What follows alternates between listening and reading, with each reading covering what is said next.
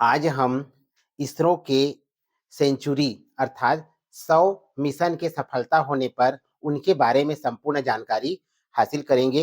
किस तरीका से उन्होंने लॉन्च व्हीकल में जो है मॉडिफाइड करते हुए जो है इतनी बड़ी सफलता प्राप्त की। साथ ही साथ न केवल भारत के लिए बल्कि विदेशों के भी 400 से अधिक सैटेलाइट को पृथ्वी की कक्षा में स्थापित किया। इस तरह विसरो जो है आज जिस शिखर पर है उसकी सफलता की पूरी कहानी इतिहास से लेकर अब तक और आगे आने वाले जो मिशन है उसके बारे में संपूर्ण जानकारी आज हम मंजिल गुरुकुल यूट्यूब पर पढ़ रहे हैं। आइए, ISRO Indian space research organisation का मिशन 100 सक्सेस।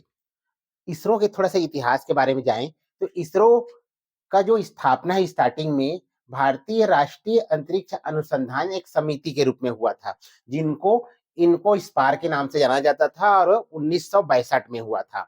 उस समय प्रधानमंत्री के रूप में पंडित जवाहरलाल नेहरू जी और डॉक्टर विक्रम साराभाई के अगुवाई में भारत सरकार के द्वारा इसकी स्थापना जो है इनको स्पार के रूप में 1962 में किया गया। धीरे धीरे इसमें परिवर्तन होते हुए इसरो का गठन किया गया। अब इसे अंतर्राष्ट्रीय स्तर पर राष्ट्रीय स्तर पर बनाया गया 15 अगस्त 1969 को। 15 अगस्त 1969 को इसरो का गठन किया गया, जिसमें जो है डॉक्टर विक्रम साराभाई के द्वारा इसरो का गठन किया गया और इसके जो मुख्यालय है वो बेंगलुरु कर्नाटका में है। डॉक्टर विक्रम साराभाई जो इसरो के प्रथम अध्यक्ष बने 1963 से लेकर 1971 तक, मतलब वो इसरो के अध्यक्ष ही रहे, क्योंकि स्टार्टिंग में इनको स्पार के रूप में उसका जो है उन्होंने इसरो जैसी संस्था की स्थापना किया था। बाद में उसका नाम जो है इसरो पड़ा। इसके प्रथम अध्यक्ष रहे। साथ ही साथ जो है अगर हम वर्तमान अध्यक्ष की बात करें तो वर्तमान में 11वें अध्यक्ष जो है वीपी नारायण है, जो 2025 से कार्य करेंगे। अब इसके पश्चात इसमें मेन जो है डॉक्टर सिवान जो है 2018 से 22 तक, डॉक्टर एस सोमनाथन 2022 से 2025 तक, अभी वर्तमान में जो है डॉक्टर वीपी नारायण जो है 2025 से 11वें अध्यक्ष के रूप में काम कर रहे हैं। इसरो का जो लक्ष्य है 2030 तक जो है मलबा मुक्त अंतरिक्ष की स्थापना करना यानी उपलब्धि करना है और स्वयं का अंतरिक्ष स्टेशन। अभी भारत के पास अपना स्वयं का अंतरिक्ष स्टेशन नहीं है, इसलिए स्वयं के अंतरिक्ष स्टेशन का निर्माण करना जो है 2035 तक लक्ष्य रखा गया है। साथ ही साथ अभी तक जो 100 मिशन सक्सेस हुआ है और आगामी केवल 5 वर्षों में पुनः 100 जो है मिशन सफल होने का लक्ष्य जो है इसरो के द्वारा रखा गया है। आइए इसके पूरे इतिहास के बारे में करते हैं कि कोई भी उपग्रह को पृथ्वी के निचली कक्षा में स्थापित करने के लिए सबसे ज्यादा जरूरी होता है लॉन्च व्हीकल, और लॉन्च व्हीकल के मॉडिफाइड ही आपको अधिक से अधिक सफलता दिलाता है। तो भारत ने जो लॉन्च व्हीकल्स के द्वारा अपने उपग्रहों का प्रक्षेपण किया है, पृथ्वी की निचली कक्षा में स्थापित किया है, आइए उनके पूरे इतिहास को जानते हैं। सबसे पहले इतिहास में जाएंगे तो लॉन्च व्हीकल था सैटेलाइट लॉन्च व्हीकल। जो सैटेलाइट लॉन्च व्हीकल है वो 18 जुलाई 1980 को श्रीहरिकोटा से जो पहला रॉकेट का प्रक्षेपण किया गया था। दूसरा में है उसका मॉडिफाइड लुक। सबसे पहले क्या था?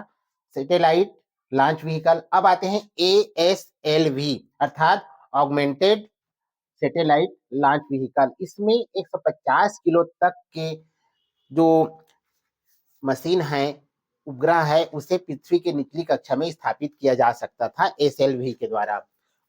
24 मार्च 1987 को लॉन्च किया गया और पहला इसका 24 मार्च 1987 को, इसी का दूसरा जो था वो 13 जुलाई 1988 को और तीसरा था 20 मई 1992 को। इसके मॉडिफाइड रूप को जो है संचालित किया गया अर्थात लॉन्च किया गया। तीसरा में आते हैं PSLV polar satellite launch vehicle. ये तीसरी पीढ़ी का लॉन्च व्हीकल है। पहला पीढ़ी में SLV, दूसरा पीढ़ी में ASLV और तीसरा में है PSLV polar satellite launch vehicle. इसमें हम 1000 किलो तक के सैटेलाइट को या उपग्रह को जो है पृथ्वी की निचली कक्षा में स्थापित कर सकते थे। ये पहला था जो लिक्विड स्टेज से लैस होने वाला पहला भारतीय लॉन्च व्हीकल था, जो पूरी तरह से लिक्विड स्टेज से था। और सबसे बड़ी बात है पीएसएलवी की कि यह सबसे विश्वसनीय है। इसमें 54 जो है उपग्रहों को पृथ्वी के कक्षा में भेजा गया है और बहुत बड़े मजे की बात है इसमें से 52 जो है सक्सेस हुआ है, यानी कि कह सकते हैं कि 99% जो है इसमें जो है सफलता प्राप्त की हुई है, अर्थात सबसे ज्यादा विश्वसनीय जो लॉन्च व्हीकल है वो यही है। इसी से चंद्रयान 1 को 2008 में और मार्स ऑर्बिटर को 2013 में प्रक्षेपित किया गया था। चंद्रयान 1 और मार्स ऑर्बिटर, तो जिनके जानते हैं कि हमको पानी की सूचना मिली थी चंद्रयान से, तो यह सबसे ज्यादा जो विश्वसनीय है वो पीएसएलवी है। उसका मॉडिफाइड रूप और जीएसएलवी, जियो सिंक्रोनस सैटेलाइट लॉन्च व्हीकल, जियो सिंक्रोनस सैटेलाइट लॉन्च व्हीकल, ये इसका मॉडिफाइड रूप है चौथा पीढ़ी का। इसमें आप 1000 से लेकर 10,000 तक का जो सामान है, यानी कि कह सकते हैं उपग्रह है, उसको पृथ्वी की कक्षा में प्रक्षेपित कर सकते हैं। ये पूरी तरह से जो है स्वदेशी उपग्रह है। इसके अपर स्टेज में जीएसएलवी MK2 के तीसरे चरण का निर्माण किया गया है। साथ ही साथ जो है MK3 का जो संस्करण है, उन्होंने इसमें इसरो को पूरी तरह से आत्मनिर्भर बना दिया गया, क्योंकि इसका MK3 का जो मॉडिफाइड संस्करण है उससे भारत जो है इसरो जो है पूरी तरह से आत्मनिर्भर बन गया। इसके पहले वो किस पर डिपेंड करता था? पहले यूरोपीय एरियन लॉन्च व्हीकल पर निर्भर करता था, क्योंकि अधिक वजन के उपग्रह को पृथ्वी की कक्षा में स्थापित करने के लिए वो पहले दूसरे पर डिपेंड था। लेकिन जैसे ही उन्होंने जीएसएलवी MK3 का जो है सफल प्रक्षेपण किया, भारत जो है आत्मनिर्भर बन गया।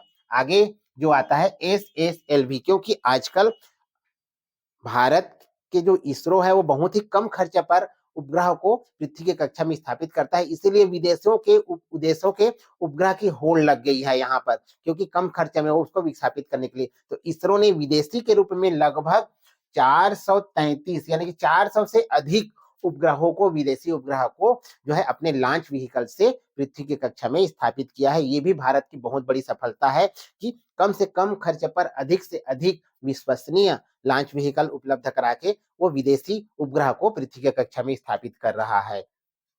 SSLV, small satellite launch vehicle, अर्थात इसमें छोटे और मध्यम जो उपग्रह है जो लगभग 500 केजी तक होता है, उसे कम से कम लागत में पृथ्वी की कक्षा में स्थापित करने के लिए SSLV जो है लॉन्च व्हीकल का जो है यहाँ पर डेवलप किया गया भारत के द्वारा। विदेशों से लगभग 448 सैटेलाइट को यहाँ लॉन्च किया जा चुका है। अब आते हैं, अब के जो लॉन्च व्हीकल है वर्तमान में, वो ऐसा बनाने का प्रयास किया जा रहा है कि जिस लॉन्च व्हीकल से हम किसी ग्रह को पृथ्वी की निचली कक्षा में स्थापित करते हैं, वो लॉन्च व्हीकल जो है पहले नष्ट हो जाता था। तो अब ऐसा ना हो, बल्कि वो लॉन्च व्हीकल वहां से उसको स्थापित कर दे और पुनः वो लॉन्च व्हीकल आकर धरती पर जैसे वायुयान उतरता है वैसे आके उतर जाए, ताकि उसका पुनः उपयोग किया जा सके। इस बारे में रिसर्च चल रही है और इसके बारे में जो है कई चरणों में सफलता पाने का प्रयास किया जा रहा है, ताकि जो मलबा है पृथ्वी के निचली कक्षा में उसे कम से कम किया जा सके, और जिससे जो कोई भी सफलता पूर्वक लॉन्च को यानी कि उपग्रह को प्रक्षेपित किया जा सके बिना किसी कारण के। इसका प्रयास जो है अभी 5वीं पीढ़ी के लिए किया जा रहा है, जिसे पुनः प्रायोज्य रॉकेट के नाम से जानते हैं, यानी लॉन्च व्हीकल के नाम से जानते हैं। एक बार उपयोग करने के बाद फिर उसको रिसाइकल करके दूसरी बार हम उपयोग कर सकते हैं। ऐसे लॉन्च व्हीकल का निर्माण होने पर उसमें से केवल एक छोटा सा पार्ट जो है वो बस ऊपर पृथ्वी की कक्षा में अलग होगा, बाकी सभी पार्ट जो है वो नीचे आ जाएंगे, जिसका पुनः हम उपयोग करके दूसरे उपग्रह को प्रक्षेपित कर सकते हैं। ऐसा प्रयास किया जा रहा है। इसमें इसरो के द्वारा भी प्रयास किया जा रहा है। RLVTD जो है पुनः प्रायोज्य लॉन्च व्हीकल टेक्नोलॉजी डिमॉन्स्ट्रेटर है। RLVTD पुनः प्रायोज्य लॉन्च व्हीकल टेक्नोलॉजी डिमॉन्स्ट्रेटर है, जो 2016 में उन्होंने सफल प्रक्षेपण किया था। अभी इसके कई चरणों का सफल प्रक्षेपण होना है, इसके बारे में इसरो भी बहुत ही प्रयास कर रहा है। साथ ही साथ अब आते हैं इसरो के मिशन 100 के सक्सेस होने के बारे में। मिशन 100 जो सतीश धवन अंतरिक्ष केंद्र श्रीहरिकोटा से जो है लॉन्च किया गया है, और इसमें NVS-02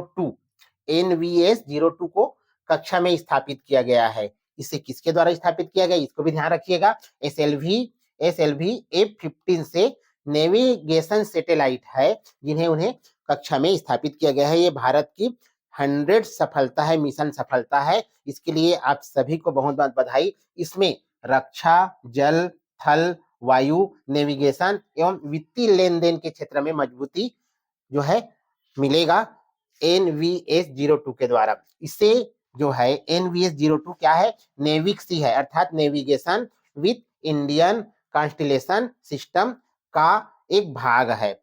GSLV का 17वां प्रक्षेपण है। ये लॉन्च व्हीकल क्या है? GSLV का 17वां प्रक्षेपण यान है और यह जो है 51.60 मीटर लंबा और 3 चरणों वाला रॉकेट है। तो अभी मिशन 100 जो सफलता प्राप्त की है इसरो ने अपने स्वदेशी उपग्रह के साथ, स्वदेशी लॉन्च व्हीकल के साथ में सफलता प्राप्त की है। इसरो का जो बड़ा-बड़ा मिशन है उसमें मैं कुछ मिशन को आपको बता देता हूं, क्योंकि अक्सर इसको परीक्षा में पूछा जाता है, जिसमें जो है मंगलयान 2013 में मंगल के सतह पर जानकारी उठाने के लिए, उसके साथ साथ मंगलयान 2 जो लॉन्च होगा 2025 में, चंद्रयान 1, 2, 3, साथ ही साथ गगनयान 2025 में, जिसमें भारतीय दल जो है अंतरिक्ष में जाएंगे। उसके साथ साथ आदित्य L1 2023 में जो सूर्य के तापमान का अध्ययन करेंगे, जो सही कक्षा में स्थापित हो चुका है, L1 पर स्थापित हो चुका है।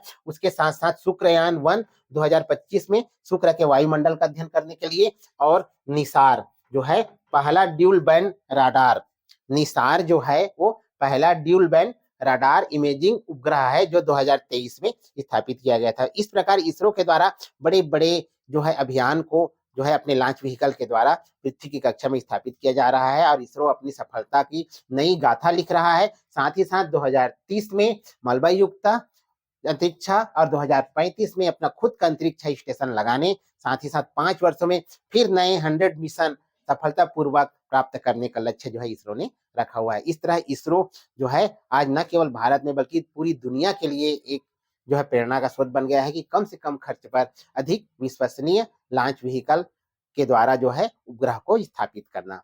तो यह कैसा लगा दोस्तों, जरूर बताइएगा।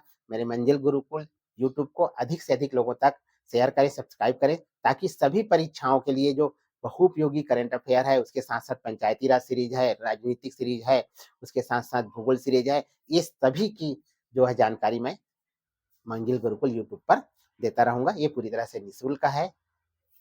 धन्यवाद।